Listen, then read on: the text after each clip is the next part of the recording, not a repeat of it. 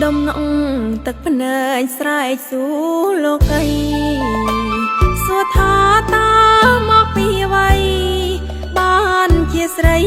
ពីបាអ្វីម្លេះបានប្តីធ្វើបាបចិត្តកាយស្ទើរប្រេះឲ្យខ្ញុំរលួយរលែងយ៉ាប់យ៉ាងនេះតើកំឬអ្វី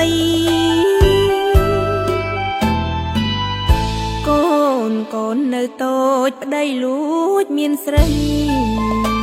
ប្រាំងខែអង្គគ្មានសល់អ្វីផឹករាល់ថ្ងៃ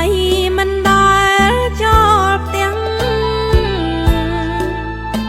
កូនតូចយំស្រែកចំបែងចិត្តណាស់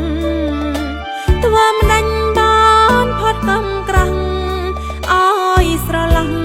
ផុតពីលោកនេះ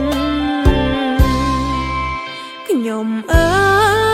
យមិនដាច់ឡើយកើតមកខុសគេជីវិតមានដល់គេដែរក៏ប៉ុន្តែមិនសមបំណងមានប្តីអប្រិយទូរយងកន្លងឲ្យខ្ញុំឈឺចាប់ម្ដងកិនប៉ុនបងចង់សំឡាប់ខ្លួនតែខ្ញុំមិនស្លាប់ដោយមនុស្សអប្រិយទ្រាំរួងព្រោះកូនប្រុសស្រីកូនទាំងបីជាជីវិតម្ដាយ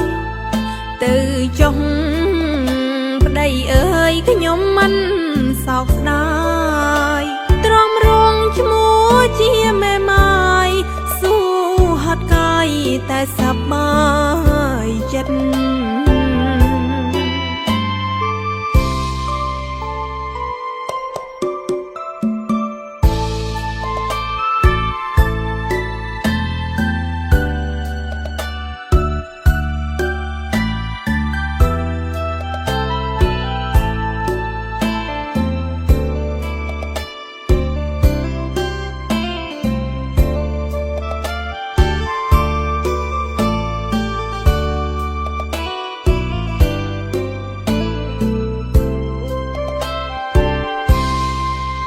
ខ្ញុំអើយមិនដាច់ឡើយកើតម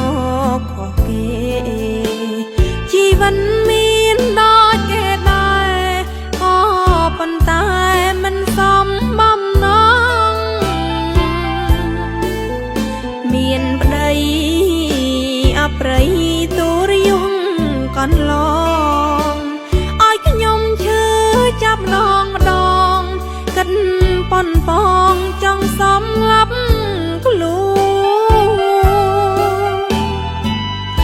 តែ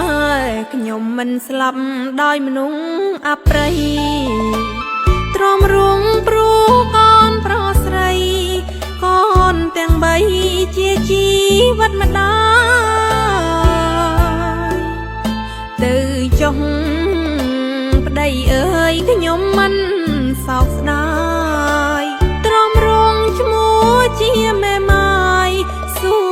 ហត់កាយតែសប្ប